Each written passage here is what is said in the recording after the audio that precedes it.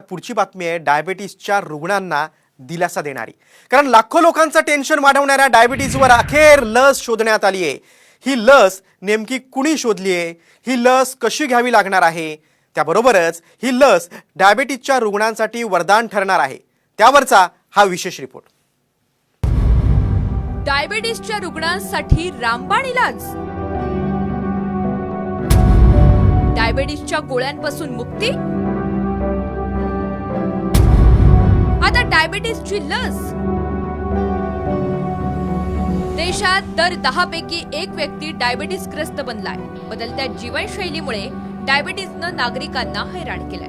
पण आता काळजी करण्याचं कारण नाही, कारण डायबिटीसच्या रुग्णांना वरदान ठरणारी लस डेन्मार्कच्या नोव्हो नॉर्डिक्स या कंपनीनं तयार केली आहे। त्यामुळे रक्तातील शुगर नियंत्रणात ठेवण्यासाठी आता दररोज इन्सुलिन किंवा गोळ्यांपासून मुक्ती मिळण्याचा मार्ग मोकळा झालाय। नोव्हो नॉर्डिक्स कडून इन्सुलिन आयकोडेक या नावाच्या लसीचा शोध लावण्यात आलाय।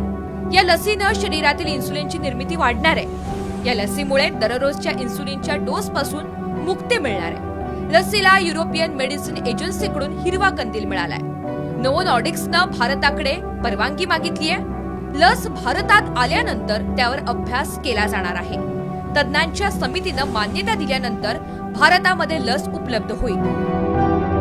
भारतातल्या 10% लोकांना डायबिटीसचा आजार असल्यानं भारत डायबिटीसची राजधानी बनू पाहतीये। भारतातल्या कोणत्या राज्यात किती रुग्ण आहेत पाहूया।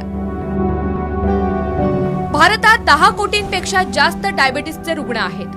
डायबिटीसच्या रुग्णसंख्येमध्ये 4 वर्षात 44% वाढ झाली आहे। गोव्यामध्ये 26.4% डायबिटीसचे रुग्ण आहेत।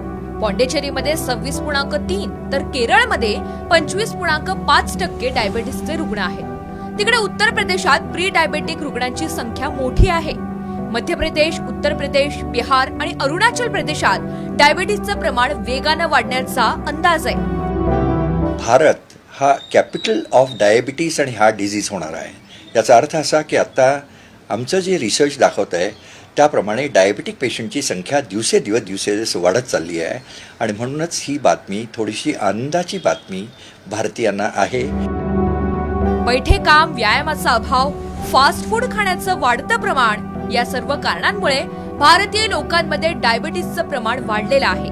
मात्र नोव्हो नॉर्डिक्स या कंपनीच्या लसीमुळे दररोजच्या इन्सुलिन आणि गोळ्यांच्या त्रासापासून मुक्ती मिळण्याची आशा निर्माण झाली आहे। ब्युरो रिपोर्ट, साम टीव्ही न्यूज, मुंबई।